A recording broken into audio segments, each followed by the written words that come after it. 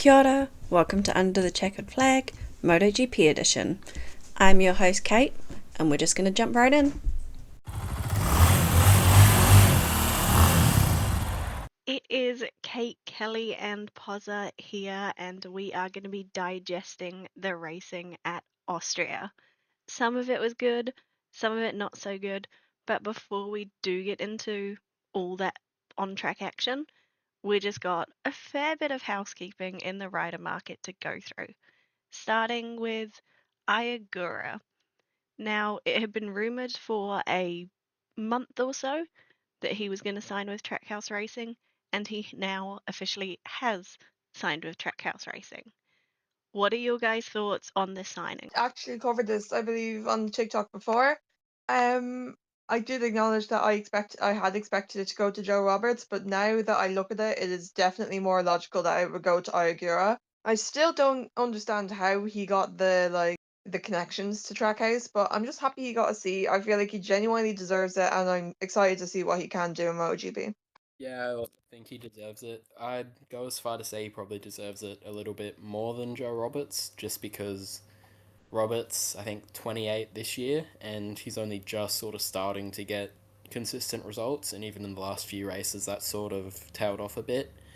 And Ogura, he's been a bit injury struck in the last few years, but he's still always sort of been up there and has age on his side. So I do think it was the right choice in the end. Yeah, the age is quite a big thing, 28 versus 23, because they want a rider that's going to be sticking around for quite a while.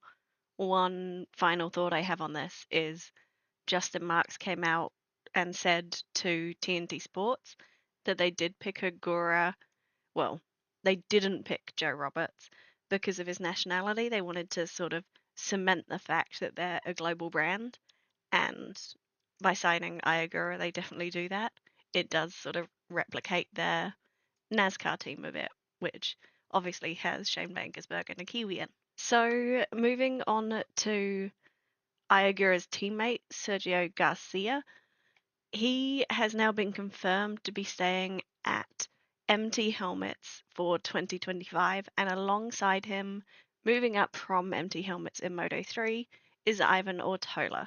I think this is an excellent signing, and I'm really excited to see what Ortola can do in Moto 2, just because he is so quick and so fast in Moto 3.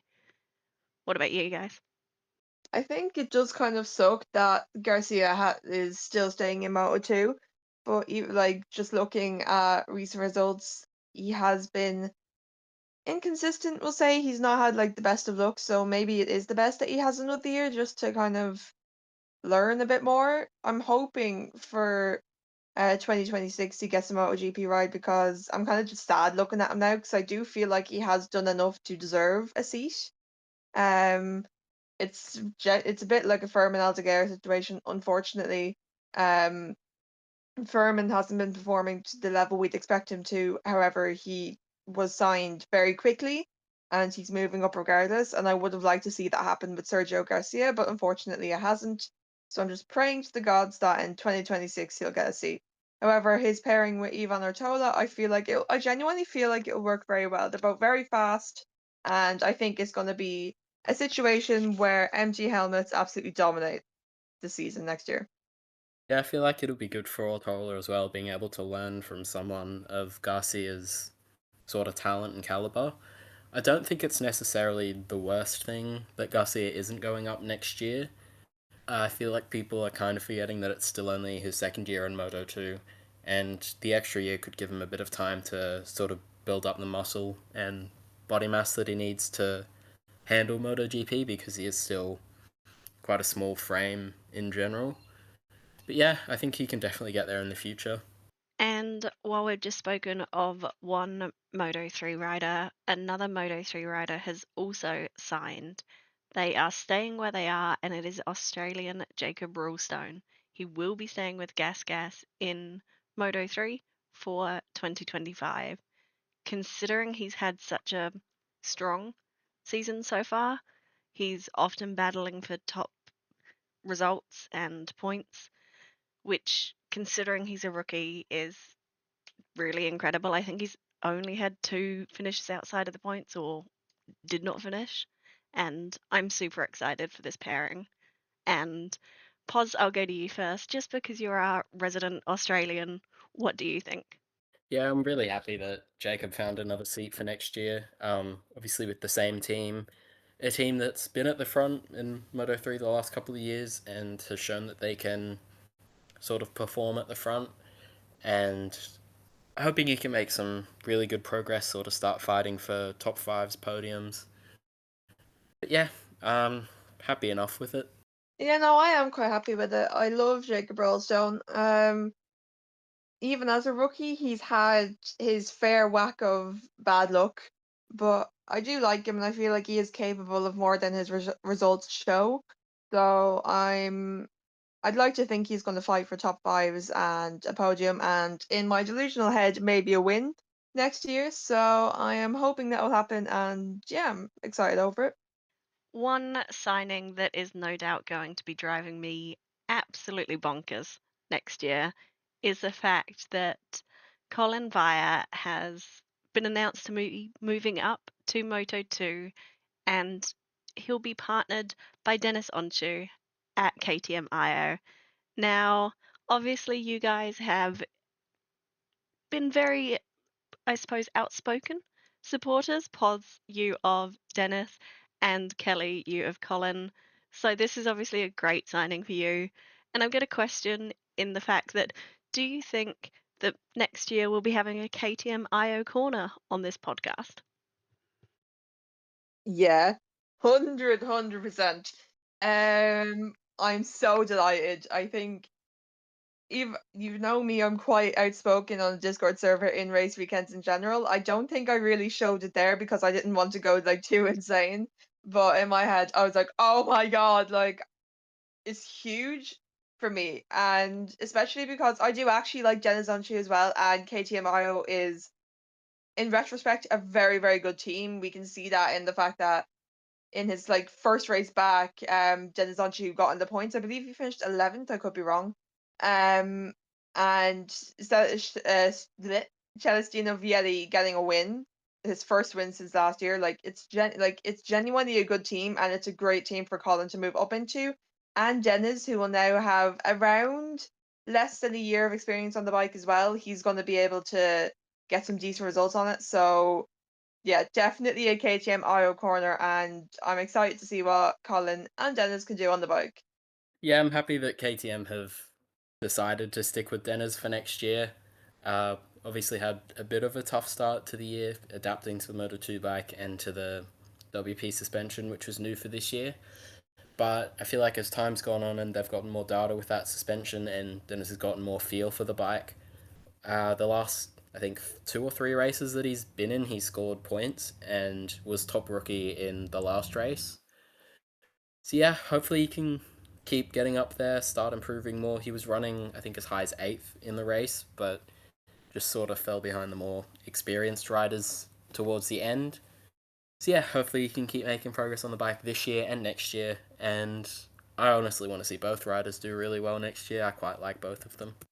I do think that some of him falling back in this week's race and probably was he hasn't been on a bike in so long and possibly some pain as well.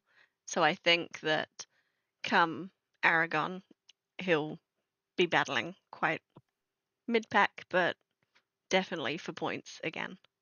The final silly season signing that we have is one that was never really in doubt in mine or anyone's mind, and that is, of course, Franco Morbidelli moving to VR46. I'm looking forward to seeing what he can do on that Ducati. What do you guys think?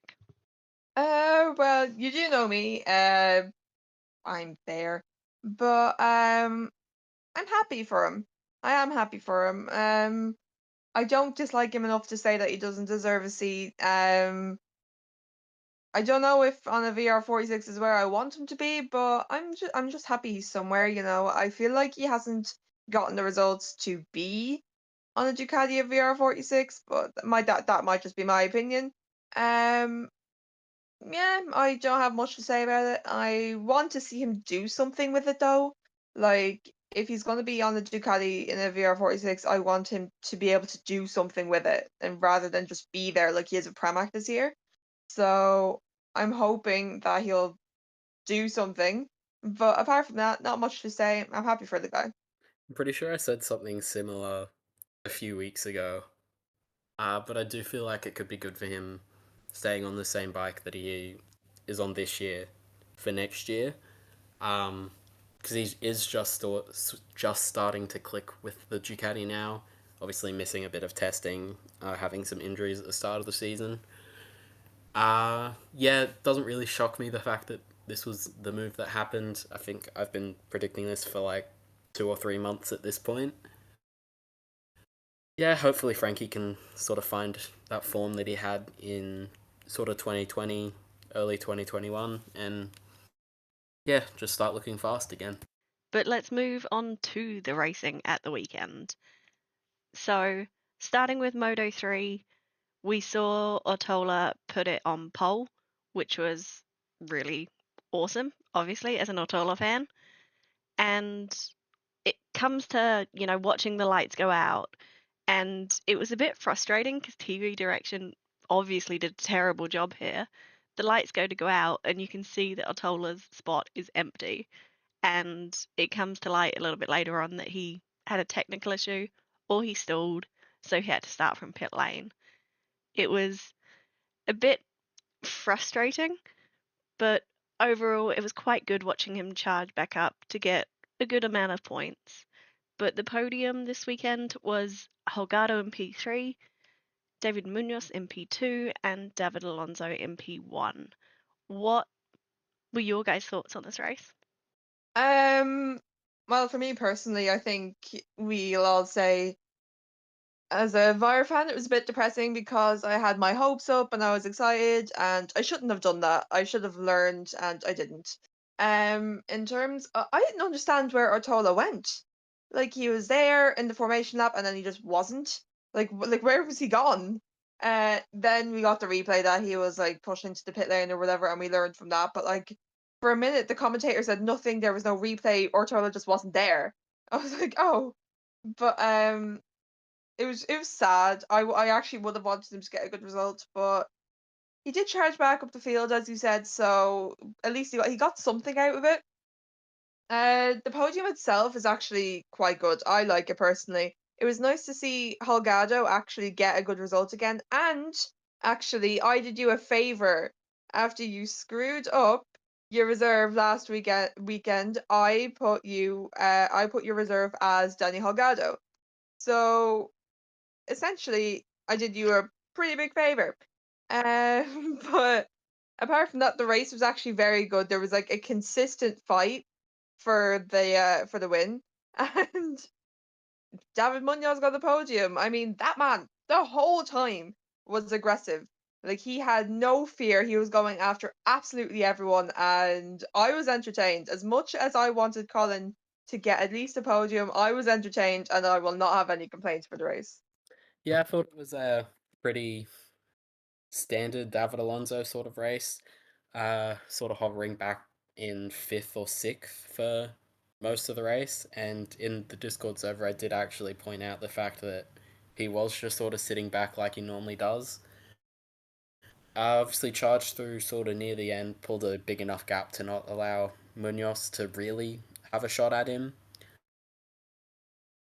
In the end, Munoz still recovered to second after tagging the back of Alonso, but I just wanted to bring up that it's the second consecutive year where Danny Holgado's lost a place on the line at this track by 5 thousandths of a second.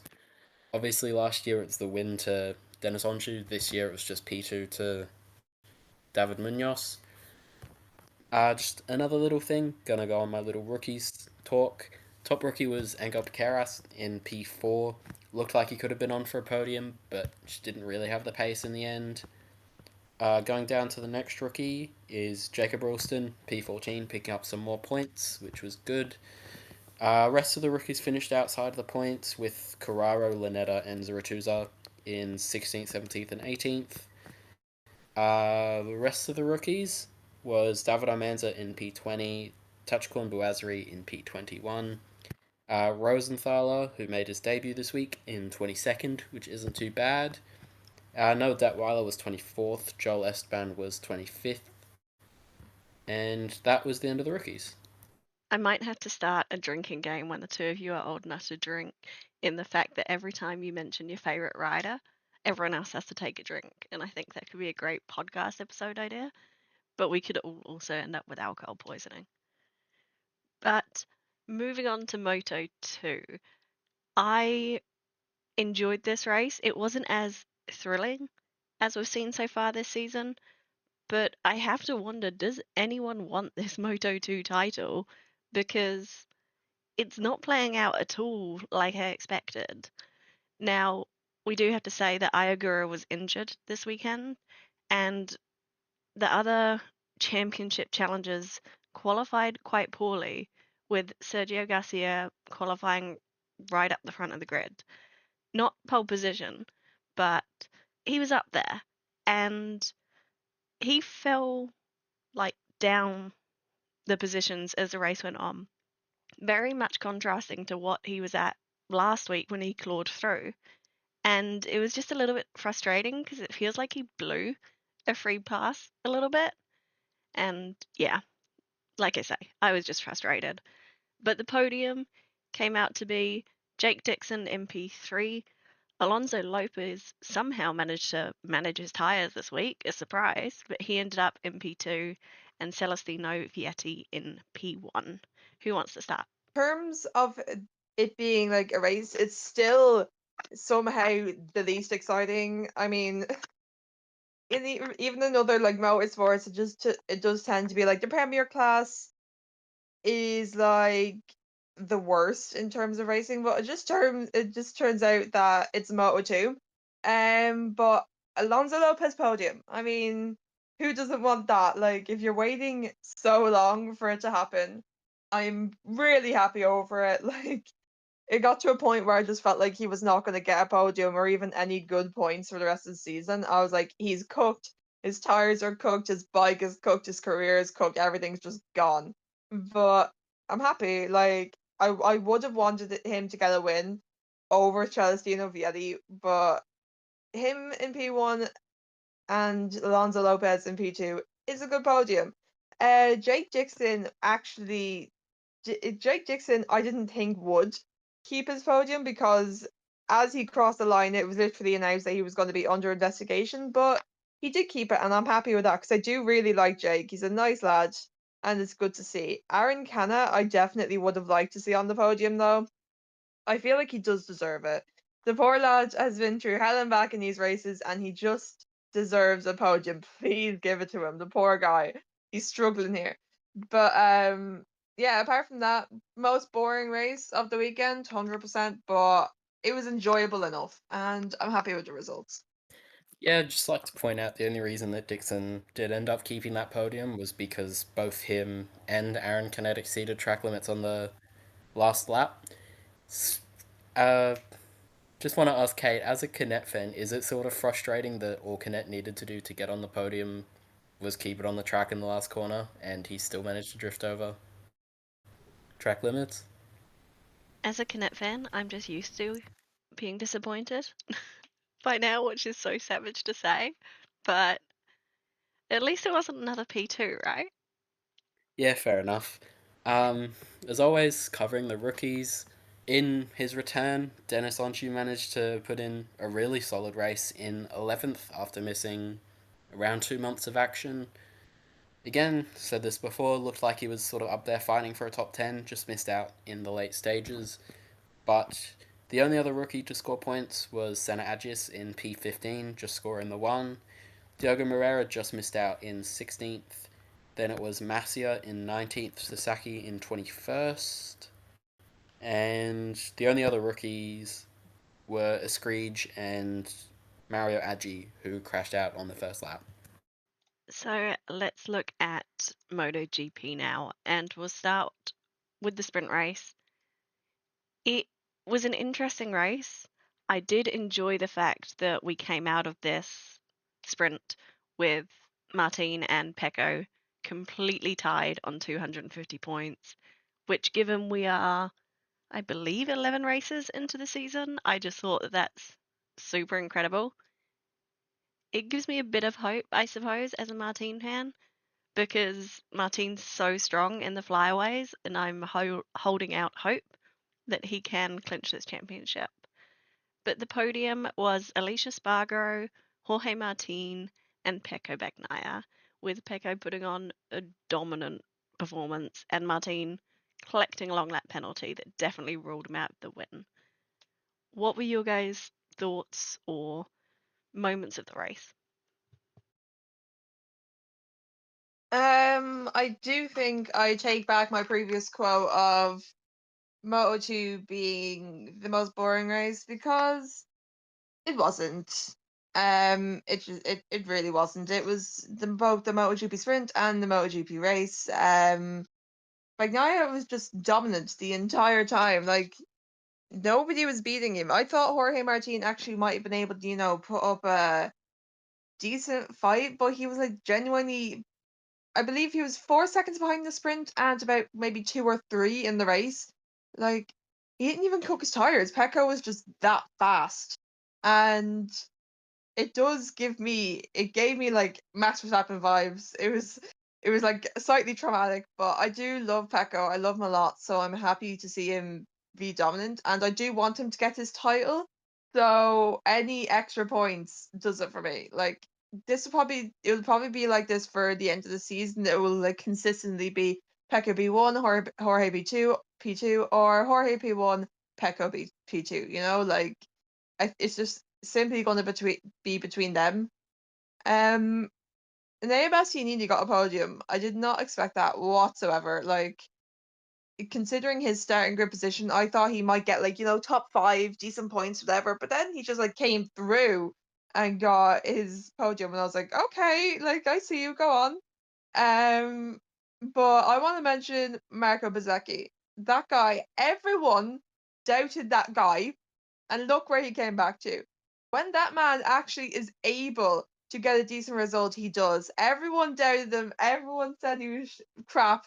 And now look what's happened. He's gotten his decent points. Simply the belt is back, and I'm so, so excited. I'm so happy. And I want to see him be that consistent for the rest of the season.